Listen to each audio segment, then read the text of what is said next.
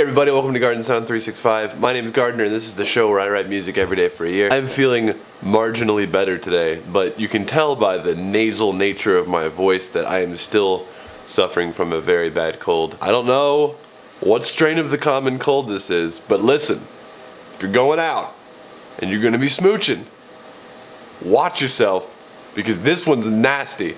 Oh my god. I feel like as time goes on, you know, as I get older, each cold I get just gets progressively worse. And I know that by the time I get to however old I am when my life ends, I'm gonna wanna die. Because that cold is gonna kill me and I'm gonna be like, you know what? It all makes sense now. End it.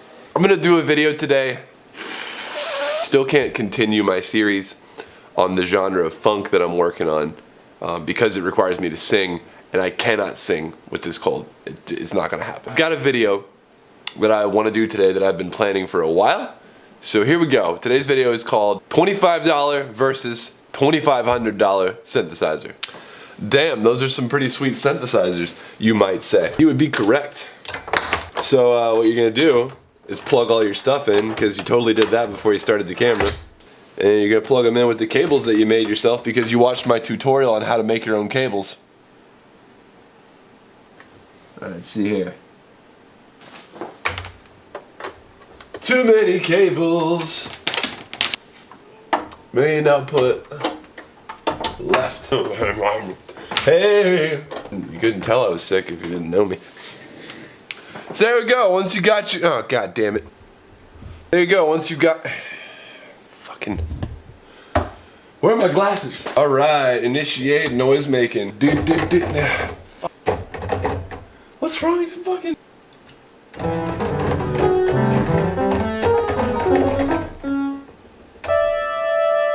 Now, the most important thing about making noise on a synthesizer is just not giving a fuck.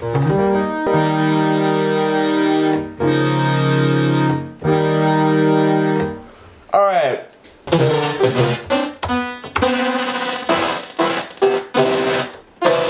Something doesn't sound right about that. Oh, this is going to be an awkward camera angle.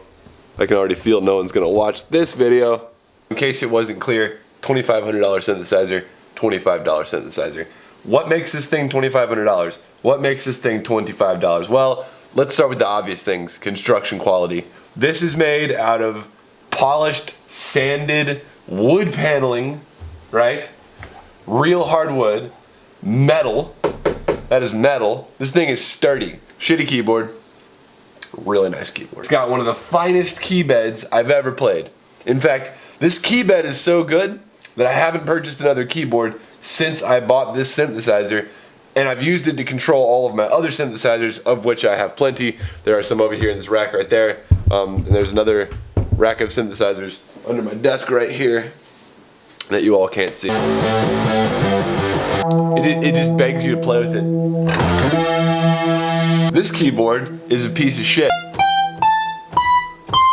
The key itself is about that long compared to that one. So yeah, I mean, it's not a dick measuring contest, but just look how much, look, let me put them side by side for scale. Look at the size of the keys, right? Because I have big old fingers. Look at my hand. I got a big hand. And I play these. The thing is, I can reach really big spreads on this keyboard. And on this one, it's unnatural. Like, I go for a 13th here, easy. I go for a 13th here and I end up hitting 2 octaves. So you've got nice construction, shitty construction, awesome keyboard, great keys, evenly spaced, feels good, feels like bullshit. This keyboard makes noise through electricity. This keyboard makes noise digitally by reproducing sounds and emulating noises based on selections, okay? Digital, analog. For each of these noises, I can control specific things. I can control all sorts of things with the amplifier envelope, like the delay, the attack, the decay, like watch.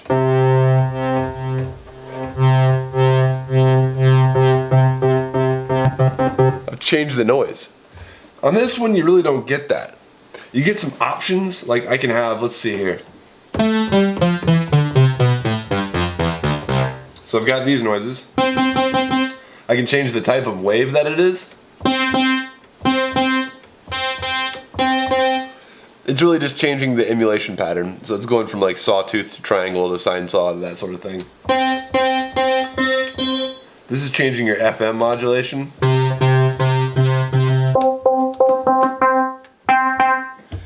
So this is a little bit more accessible in terms of making the noise different. You have to know less, right? Because there's only like 1, 2, 3, 4, 5 sliders that do anything. So you can just dick around with it for a bit and find a good noise. There. Totally different noise, and it took me like 2 seconds. My God, this cold! Tons of flexibility. Each of these knobs does a specific thing. So there's a lot of flexibility in the sounds you can make, not so much flexibility in the sounds that you can make. Let's talk about presets. So this is a nasty topic that not a lot of people like to talk about because it's like, oh, you use presets, what a noob. Presets are basically sounds that are already built for you. I can change this knob up here and change the preset.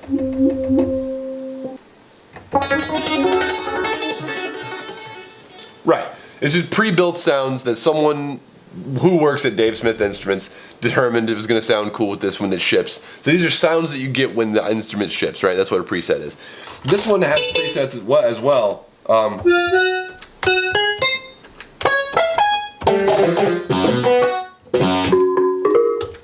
Lots of presets. 2 banks of 128 presets, and like 1, 2, 3, 4, 5, 6, 7 times 3, 21. So 21 versus like 200 something. Way more presets, not enough.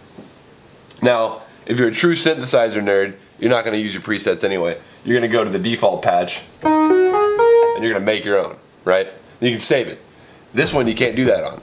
So you can save a noise that you make. So if I made a crazy ass noise,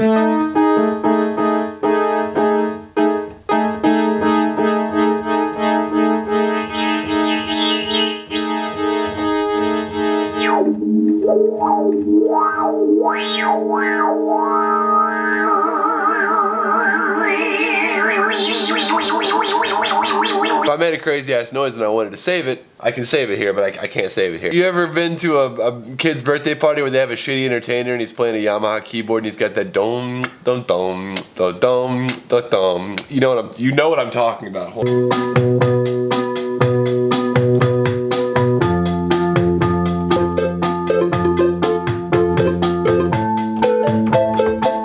That does this. This does not do that. However, you can split your keyboard into different sections with this. This has a split, meaning that I could have this bottom section do something and this top section do something else. So that's pretty cool. So I could have the same split without the automatic bass thing. But this is more for someone who doesn't know how to play a bass line in their left hand and a melody in their right hand. Like me, I mean, I'm not a master keyboard player, but I can do, you know,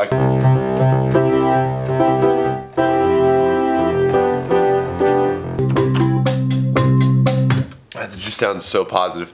If you're in a bad mood, just go play this thing.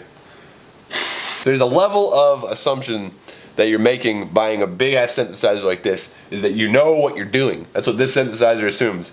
This synthesizer assumes you do not know what you're doing. This has MIDI, meaning that I can send MIDI stands for musical instrument data interface, I think. Musical instrument digital interface. That's what MIDI means. And basically what it allows this keyboard to do is send, MIDI's 8-bit, so it sends an 8-bit signal to another keyboard via, this is the MIDI cable, it's got 5 pins in it, also called 5-pin DIN.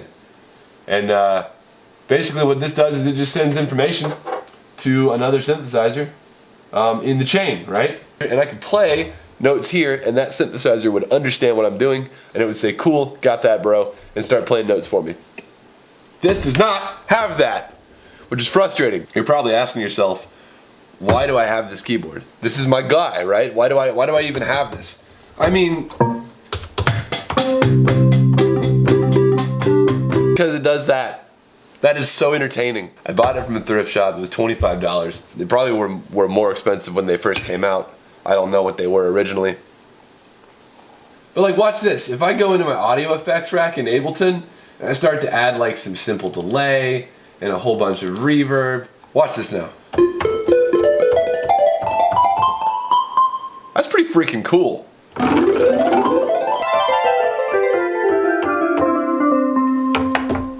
25 bucks? I mean, the other thing is, this thing has its own speakers. Watch this. Now it's playing out of its own speakers. So if I'm at like an indie dive bar or something, you know, you want some cred, you're an indie musician, you want some serious cred, using one of these is kind of a thing where it's like, ah, yeah, I'm cool. This thing's gonna, it's just, it's that raw electricity power that you get from this, you know what I'm saying? It's just, it's raw. Listen to this.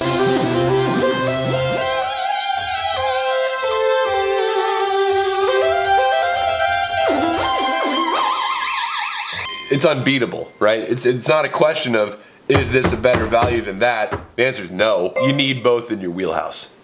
If you're gonna be a studio musician, you wanna have some cool stuff for your musicians to come out of town and play, you gotta have stuff like this. Because this is gonna give you, now I didn't know this when I bought this originally, I can't claim that I knew this, but the Yamaha, this is called PortaSound, it's a portable keyboard, right? It's very compact.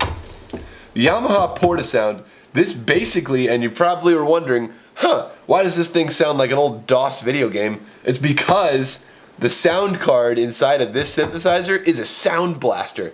Those old audio cards that you used to have in computers. So it sounds like a DOS video game because this is exactly the chip that was used to make those games. I'm still sick. I'll be back tomorrow, hopefully feeling better, and we'll continue our series on funk. The funk genre, the funk, you know what I'm talking about. My subscribers know. So what I'm gonna do now is make a song using both of these synthesizers, and you can hear what they sound like together. That'd be kind of cool. And then if you want to hear that song, click right here. If you would like to see yesterday's video where I was really sick and had a little time lapse, did a little remix of my buddy Matt Carroll's song, click right here. If you want to subscribe to me, click over here. If you'd like to support me on Patreon, click right here. And yeah, if you're new, click that subscribe button. But my name is GARDNSOUND. I'll see you guys tomorrow.